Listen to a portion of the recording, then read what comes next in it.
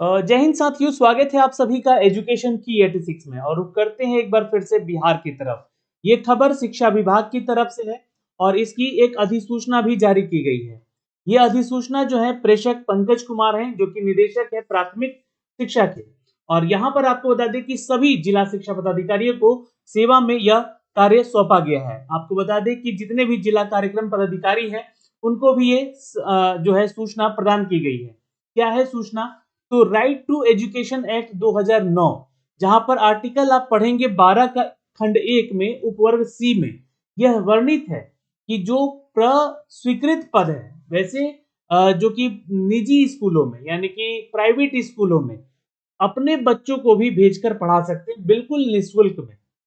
कैसे और कौन से बच्चे वहां पर पढ़ेंगे, उनकी योग्यता क्या होगी, उनकी पात्रता क्या होगी, वो कितने उम्र की होने चाहिए, इन सब के बारे में सारी जानकारी तो देंगे ही। लेकिन जो उनके अभिभावक हैं यानी कि जो भी उनके माता पिता हैं, उनको किस वित्तीय प्रमाण पत्र पर यहाँ पे साक्ष्य देना होगा। आइए जानते हैं इस वीडियो के माध्यम से सारी जानकारी, एक एक करके स्टेप बाय स्टेप। पहले नोटिफिकेशन पे जाएंगे और आवेदन आपको कब से और कैसे करना है इसकी भी जानकारी हम आपको देंगे इस वीडियो के माध्यम से। तो वीडियो में अंत तक बने रहिएगा। और आज हम बात करेंगे ज्ञानदीप पोर्टल के बारे में। ज्ञानदीप पोर्टल के माध्यम से ही आप अपने बच्चों का रजिस्ट्रेशन कर सकते हैं और उनको फ्री एडमिशन दिला सकते हैं। प्राइवेट स्कूल में अपने बच्चों को पढ़ाने के लिए बिल्कुल मुफ्त में आवेदन कर सकते हैं। तो चलिए शुरुआत करते हैं। वीडियो को एक बार शेयर जरूर कर लीजिएगा। दोस्तों, बिहार शिक्षा विभाग की तरफ से एक ऑफिशियल नोटिफिकेशन जारी किया गया। ये नोटिफिकेशन है रिगार्डिंग द शिक्षा के अधिकार के अधिनियम 2009 के धारा 12(1)(2)(c) के तहत। यहाँ पे ध्यान में रखिएगा, इसके तहत प्रस्वीकृत प्राप्त निजी विद्यालयों में अलाभकारी समूह किसको कहते हैं हम आगे आपको चर्चा करेंगे। और कमजोर वर्ग यानी कि ईडब्ल्यूएस कैटेगरी से संबंधित छात्रों का शैक्षणिक वर्ष 2025-26 में ज्ञानदीप पोर्टल के माध्यम से ऑनलाइन आवेदन करना अनिवार्य है। और करना यहाँ पे प्रक्रिया गो लाइव करने के संबंध में यह सूचना दिया जाता है।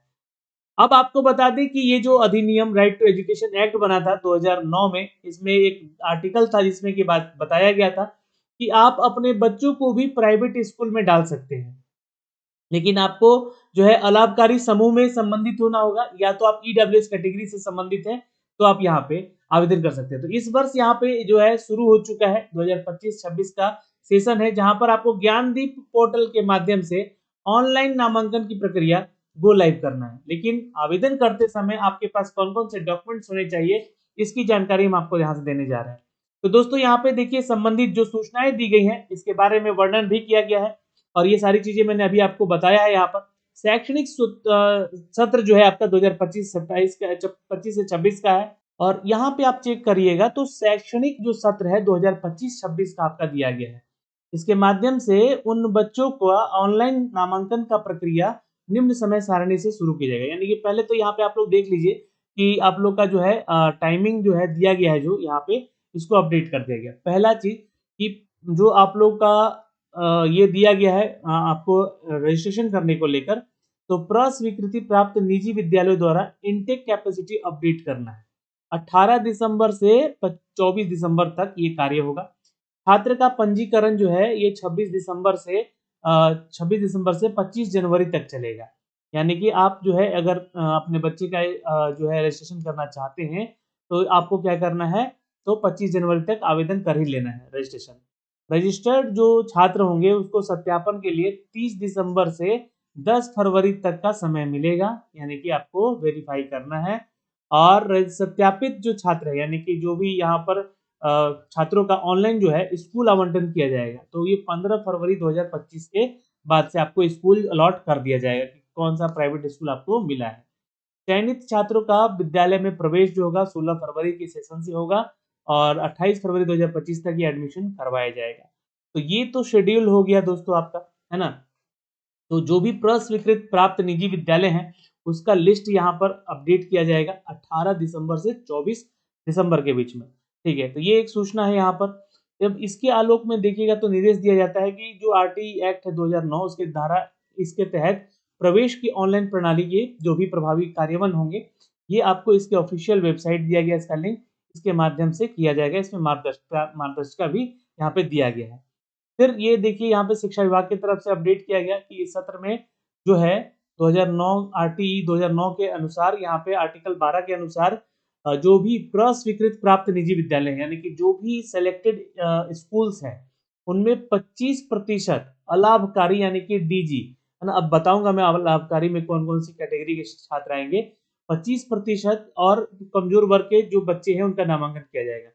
75% वो प्राइवेट स्कूल अपना एडमिशन ले सकता है और 25% सीट जो है अपने बच्चों के लिए जो कि फ्री में उपलब्ध कराने का ये आरटीई एक्ट 2009 के तहत जारी किया गया। शिक्षा विभाग की तरफ से ये जो अपडेट दिया गया है कि बिहार राज्य के बच्चों को मुफ्त और अनिवार्य शिक्षा देने के लिए 2011 के तहत जो भी ऐसे विद्यालय हैं निजी विद्यालय जो कि 25% का आपको लाभकारी और ईडब्ल्यूएस कैटेगरी के बच्चों को ज्ञानदीप ऑनलाइन पोर्टल के माध्यम से शैक्षणिक सत्र 2025-26 का नामांकन किया जा रहा है। ठीक है, तो नामांकन हेतु निर्देश भी दिए गए हैं। तो आइए समझते हैं यहाँ पर एलिजिबिलिटी को। और यहाँ पे क्या है एलिजिबिलिटी, पहले तो ये समझिए कि अलाभकारी समूह क्या होता है।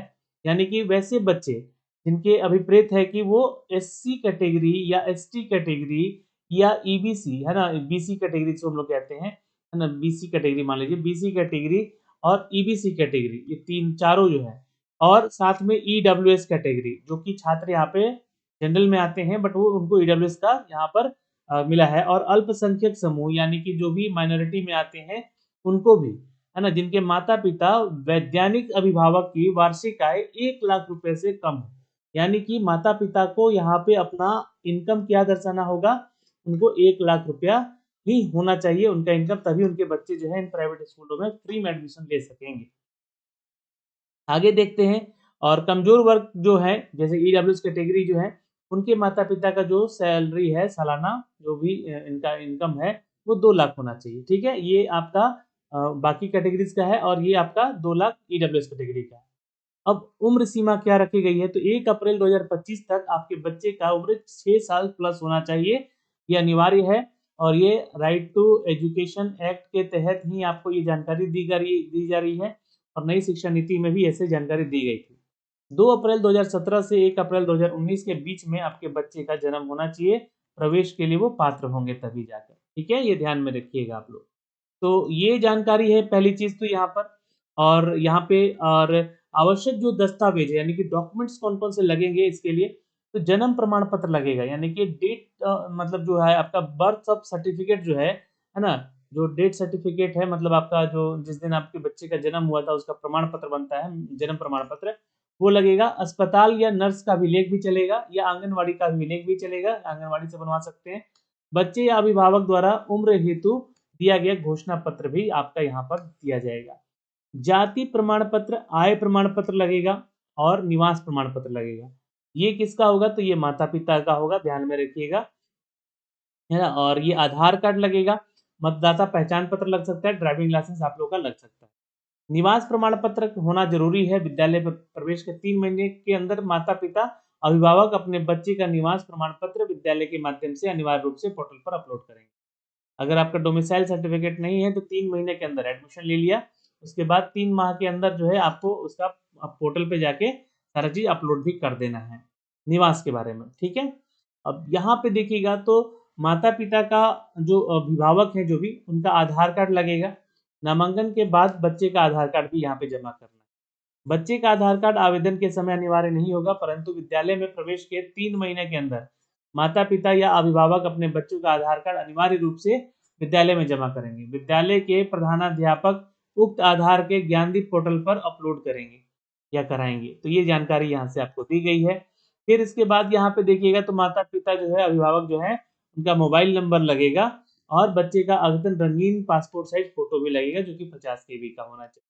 ये आवेदन के समय ये सारी चीजें आपसे मांगी जाएंगी अभिभावक का और बच्चों का। आवेदन की जो प्रक्रिया है वो क्या है, तो ये ध्यान से समझिएगा।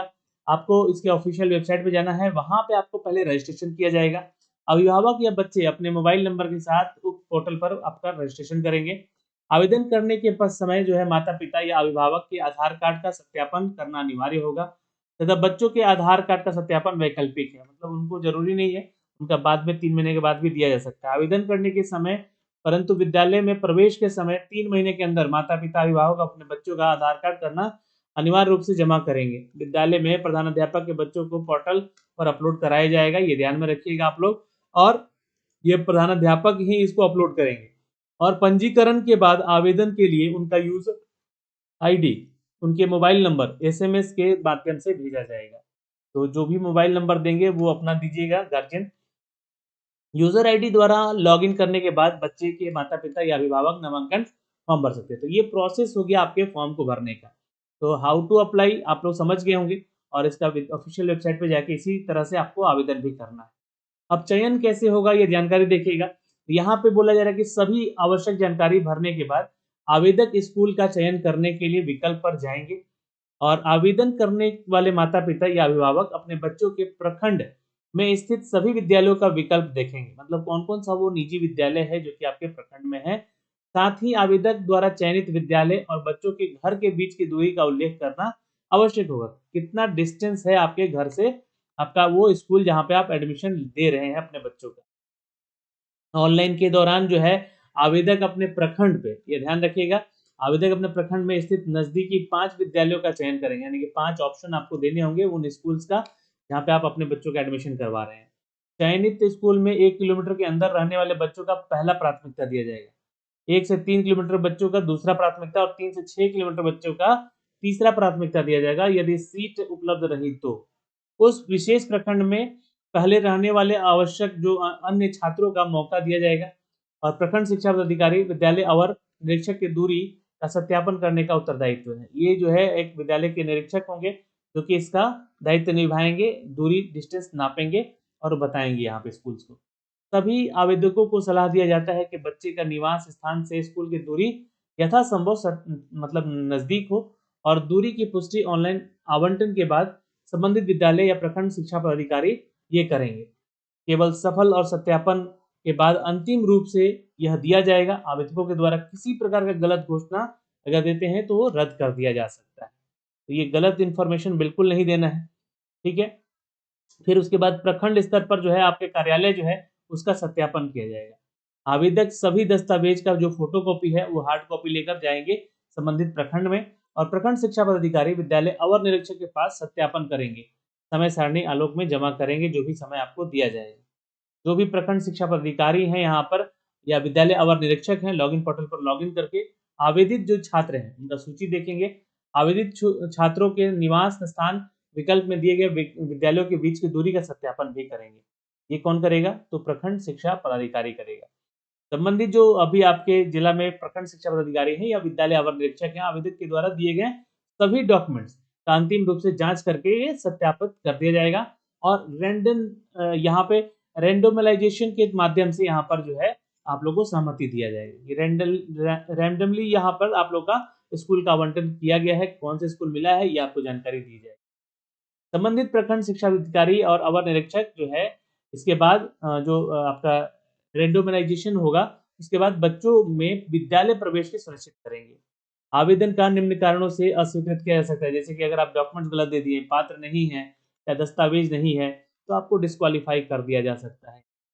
ऑनलाइन सीट आवंटन कैसे होगा फिर यहाँ पे? तो विद्यालय आवंटन ऑनलाइन लॉटरी के माध्यम से होगा। विकलांग बच्चों को 5% का आरक्षण दिया जाएगा, और विकलांग के विद्यालय के आवंटन में तुलनात्मक रूप से नजदीक रहने वाले छात्र छात्रा का प्राथमिकता दिया जाएगा। प्रखंड शिक्षा पदाधिकारी अवर निरीक्षक द्वारा आवेदन की जांच करके उनको एडमिशन दिया जाएगा, सुनिश्चित किया जाएगा। फिर अब आपको जो है यहाँ पे इसके ऑफिशियल वेबसाइट पे जाना है। ये वेबसाइट का लिंक हमने डिस्क्रिप्शन में दे रखा है।